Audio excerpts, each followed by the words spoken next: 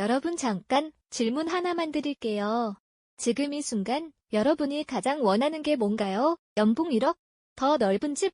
사랑하는 사람? 아니면 그냥 더 이상 이렇게 지치지 않는 것? 우리는 매일 무언가를 원하며 삽니다. 더 많이, 더 빨리, 더 높이. 소셜미디어를 열면 더 날씬한 몸, 더 럭셔리한 여행, 더 완벽한 관계가 쏟아지죠. 그걸 보는 순간 내 삶이 왠지 부족하게 느껴집니다. 그런데 이상하지 않으세요? 우리 부모님 세대보다 우리는 훨씬 더 많이 가지고 있습니다. 스마트폰 하나로 전 세계 지식을 검색하고 쿠팡 누르면 다음날 택배가 오고 마음만 먹으면 비행기 타고 해외에도 갑니다. 객관적으로 봤을 때 우리는 역사상 가장 풍족한 시대에 살고 있어요. 그런데 왜 우리는 그 어느 세대보다 더 불안하고 더 공허하고 더 지쳐있는 걸까요? 의문사항으로 더 많이 가질수록 왜 더 허전할까? 오늘 저는 이 질문에 답을 가진 한 사람을 소개하려 합니다.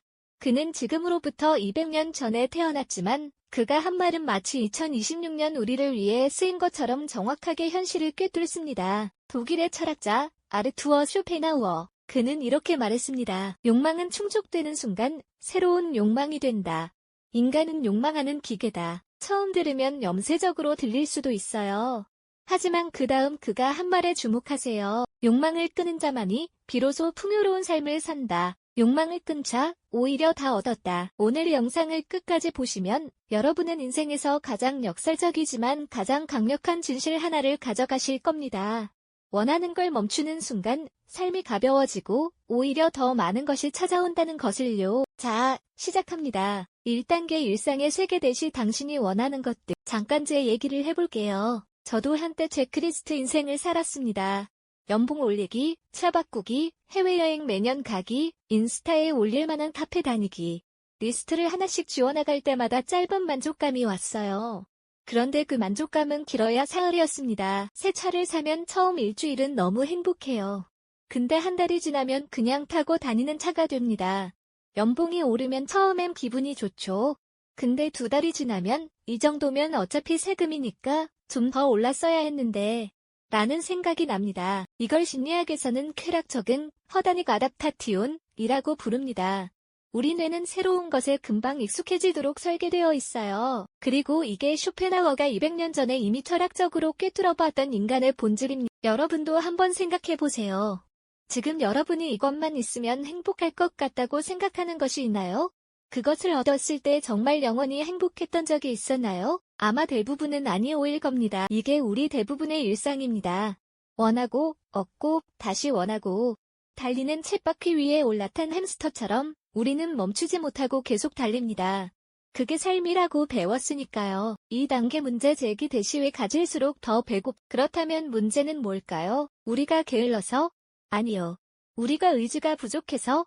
그것도 아닙니다. 쇼펜하우어는 훨씬 근본적인 이유를 말합니다. 인간의 의지는 목표가 없다. 의지는 그 자체로 끝없는 갈망이다. 욕망이 채워지면 권태가 오고 채워지지 않으면 고통이 온다. 인간의 삶은 고통과 권태 사이를 진자처럼 오간다. 진자 운동. 이 비유가 정말 탁월하지 않나. 욕망이 충족되지 않으면 우리는 고통을 느낍니다. 목이 마른 것처럼 무언가가 없는 것이 괴롭습니다. 그러다 욕망이 충족되는 순간 고통은 사라지죠. 그런데 그 다음엔 뭐가 올까요? 권태입니다. 아무것도 원하지 않는 상태, 이미 다 가진 것 같은 느낌. 그게 의외로 불편합니다. 그래서 우리는 다시 새로운 욕망을 만들어냅니다. 그리고 다시 고통 속에서 달려가죠. 이것이 현대 소비사회가 굴러가는 원리이기도 합니다. 광고는 여러분이 지금 가진 것을 부족한 것처럼 보이게 만들어 다시 고통을 만들어냅니다. 그래야 여러분이 지갑을 열거든요. 스마트폰을 예로 들어볼까요? 2년 전 나온 기종, 쓰는데 전혀 문제없어요. 그런데 새 모델이 나오는 순간 갑자기 내 폰이 느리게 느껴집니다. 이건 착각이 아니에요. 뇌가 실제로 그렇게 인식하도록 우리는 훈련되어 있습니다. 그 결과는 무엇일까요? 우리는 평생 더 많이 벌고, 더 많이 사고, 더 많이 소비하면서 단 한 번도 충분하다고 느끼지 못하는 삶을 삽니다. 이것이 쇼펜하우어가 인간의 가장 큰 비극이라고 부른 것입니다. 3단계 조언자의 등장 대시 쇼펜하우어가 말한 1788년 독일 단치에서 태어난 아르투어 쇼펜하우어. 그는 결코 행복한 사람이 아니었습니다. 부유한 상인 아버지, 유명 소설가 어머니, 물질적으로 풍족했지만 부모의 사이는 냉랭했고 아버지는 젊은 나이에 스스로 생을 마감했습니다. 어머니와의 관계도 오래 단절되었습니다. 평생 독신으로 살았고 30대까지는 거의 무명이었. 그럼에도 대시하니 어쩌면 그렇기 때문에 대시 그는 인간의 고통과 욕망에 대해 누구보다 깊이 파고들었습니다. 쇼펜하우어의 핵심 통찰, 세계의 본질은 의지, 윌레, 다. 이 의지는 맹목적이고 끝이 없다. 우리가 느끼는 욕망은 사실 우주적 의지가 우리를 통해 발현되는 것. 쉽게 말하면 이렇습니다. 여러분이 무언가를 간절히 원할 때 그건 여러분의 자유로운 선택이 아닐 수 있습니다. 그건 진화가 수십만 년에 걸쳐 우리 뇌에 새겨놓은 생존 본능이고 사회가 만들어 놓은 욕망의 시스템이고 광고가 매일 주입하는 결핍의 감각일 수 있습니다. 즉, 우리는 욕망하도록 프로그래밍 되어 있어요. 그런데 쇼펜하우어는 한 걸음 더 나아갑니다. 그는 이 의지, 이 욕망의 기계에서 빠져나오는 길을 제시합니다. 그게 바로 의지의 부정, 퍼나이농 데 듈런즈입니다. 오해하지 마세요.